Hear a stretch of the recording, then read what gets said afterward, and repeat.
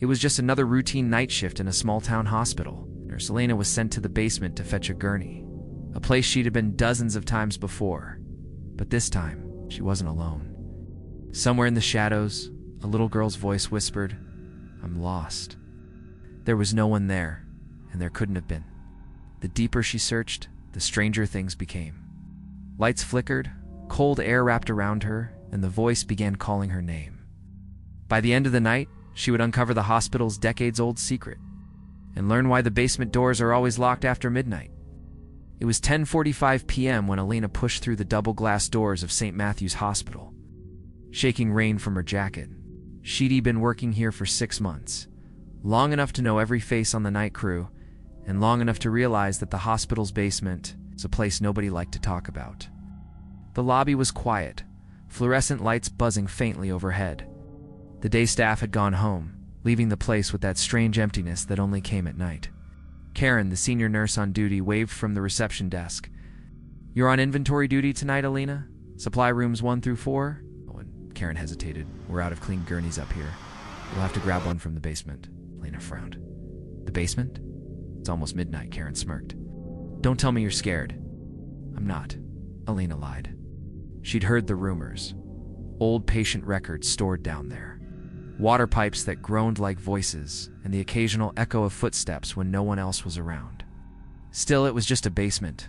Concrete walls, flickering lights, bad ventilation. Nothing supernatural. Shh. She grabbed the keys from the wall hook and headed toward the service elevator. The elevator doors opened with a reluctant ding, revealing a cramped metal box that smelled faintly of rust and cleaning chemicals. She stepped in, pressed B2, and felt the slow, shuddering descent begin. The air grew colder the lower she went. When the doors slid open, the dim basement stretched ahead, a single corridor lined with storage rooms, laundry bins, and stacks of unused equipment. The fluorescent lights above flickered intermittently, humming like tired insects. She rolled her cart forward, shoes squeaking against the polished concrete. Somewhere in the distance, water dripped steadily, plink, plink, echoing down the hall. Halfway to the storage room, she stopped. She could have sworn she heard breathing. Elena froze, one hand still on the cart handle.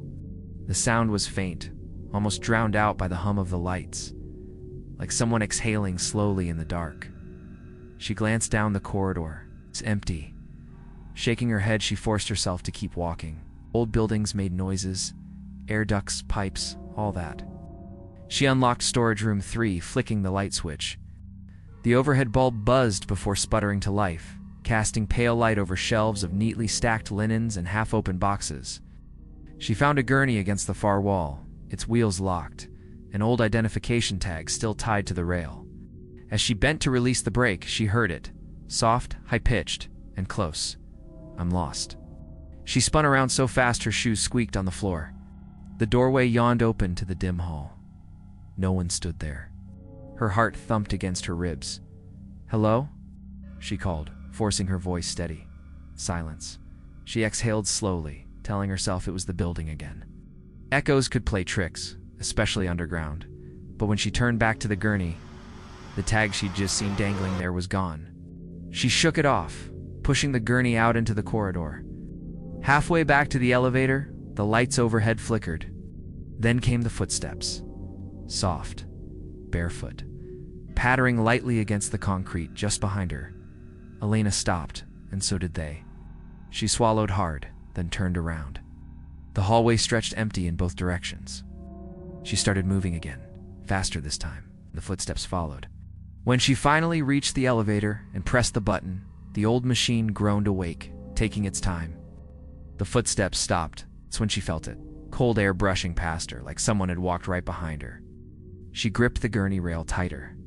The elevator doors slid open, and she rushed inside, slamming the second-floor button. The ride up felt longer than it should. When the doors opened, Karen was waiting by the desk, eyeing her pale face. "You okay? You look like you've seen a ghost." Lena managed to half-laugh. "Guess I'm just not used to being down there alone." Karen tilted her head. "You weren't alone. I saw someone get in the elevator right after you went down." Elena's shift should have ended an hour ago, but she found herself lingering in the staff lounge. Her tea sat untouched as her mind replayed Karen's words. I saw someone get in the elevator right after you went down. That couldn't be right. She'd been the only one holding the basement key. And there was only one. Kept on a hook behind the nurse's station, lest someone else had a copy. The thought stuck with her through the night. By morning, curiosity outweighed caution. During her lunch break, Alina approached the maintenance office. A cramped room smelling of coffee and oil. Frank, the building's head engineer, sat hunched over paperwork. Frank, can I ask you something? He looked up, eyebrows raised. Sure, what's up? Has anyone else been working in the basement lately? Frank's expression tightened. Why? Alina hesitated, then lied. Just thought I heard someone down there last night. Frank sighed, leaning back in his chair. That area is supposed to be locked at all times. Too many incidents. What kind of incidents? She asked. He hesitated, choosing his words. Years back, before the expansion, that basement used to be part of the psych ward. They kept some patients in isolation down there. Not exactly the kind of history they like to advertise. A shiver ran through her. Is the old wing still intact? Mostly sealed? Only the storage and boiler room are accessible now. Could someone get in without a key? Frank's eyes narrowed. Not unless they wanted to. And trust me, no one should. That night, Alina was back on shift. Around midnight, a call came in. A wheelchair needed on the 4th floor. The only one available was in the basement storage. Her stomach nodded, but she took the key anyway. The elevator groaned its way down, doors opening to the same dim hallway. Halfway to the storage room, she noticed something different. A door she'd never seen before. Narrow, steel, and painted the same faded color as the wall. It was slightly ajar. A faint rhythmic tapping came from inside. She should have called security, should have turned around. Instead, she stepped closer. The door creaked as she pushed it open. Beyond was a short passage, barely lit by a flickering bulb. The air was damp, heavy with the smell of rust and mildew. At the end of the passage stood another door, this one wooden, with peeling paint and an old observation window covered in grime. Through it, she thought she saw movement. She wiped the glass with her sleeve. Inside was a small room, padded walls torn in places, a single bed bolted to the floor, and someone sitting in the corner, a man barefoot, head down. Elena's voice caught in her throat. Sir, are you? The man's head snapped up. His eyes locked on hers, and he smiled. Not wide, not manic. Just a small, knowing smile, as if he'd been waiting.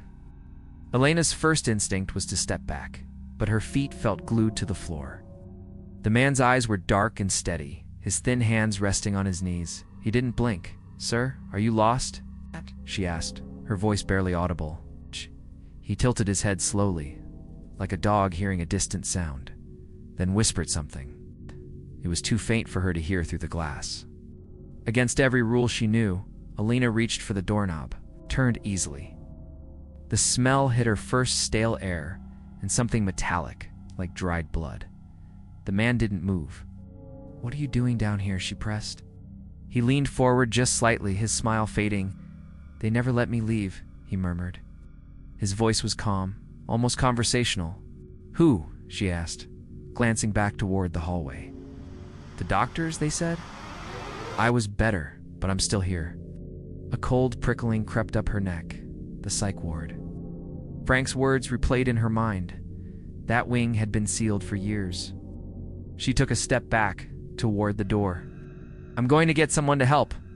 He cut her off with a single sentence, delivered in the same quiet tone. You were the one who came last night.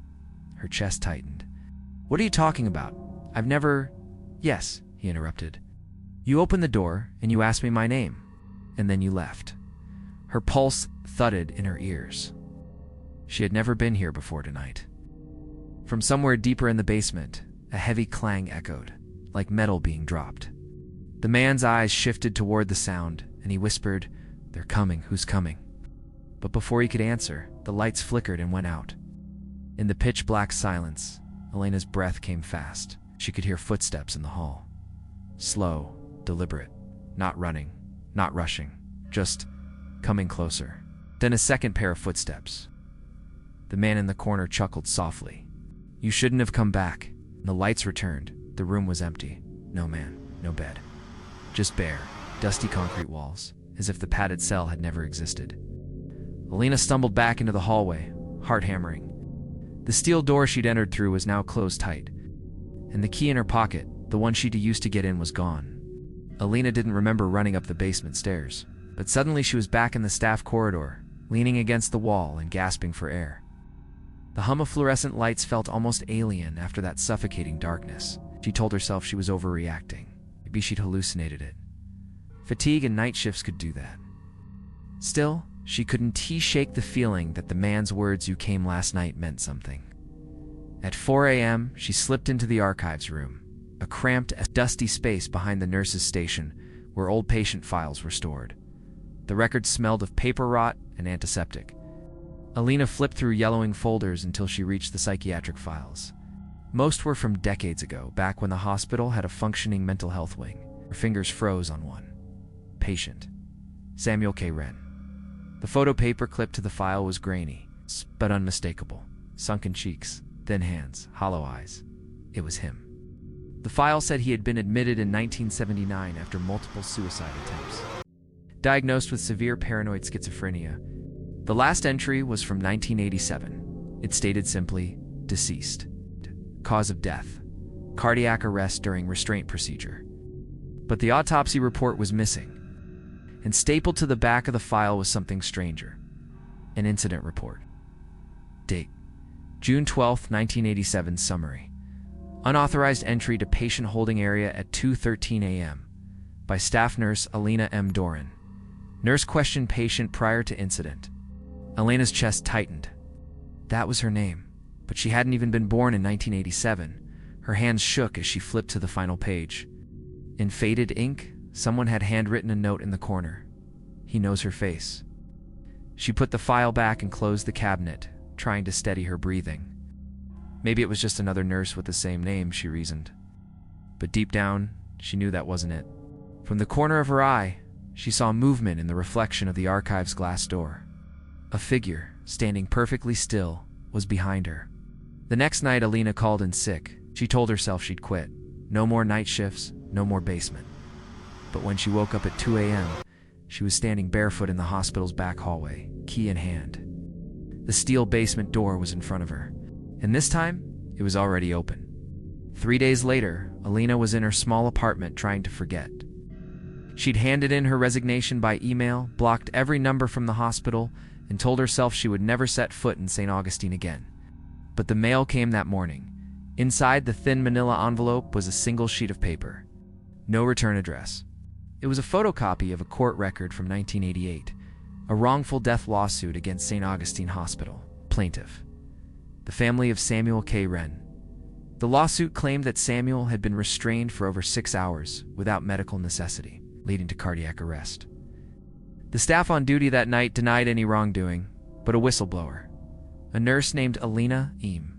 Doran, testified that the patient had begged for water for hours before collapsing. The case was dismissed after the nurse failed to appear in court. She was never seen again. Alina read the page twice. Her skin prickled. The name was hers. The signature at the bottom, though old and smudged, looked exactly like her handwriting. She tried to laugh it off, to tell herself it was some kind of prank. But when she turned the page over, there was another note, typed in uneven letters. "We're still in the basement. It's waiting for you to finish your shift." She didn't sleep that night. And in the early hours, just as the city outside fell silent, she heard it. Faint but clear.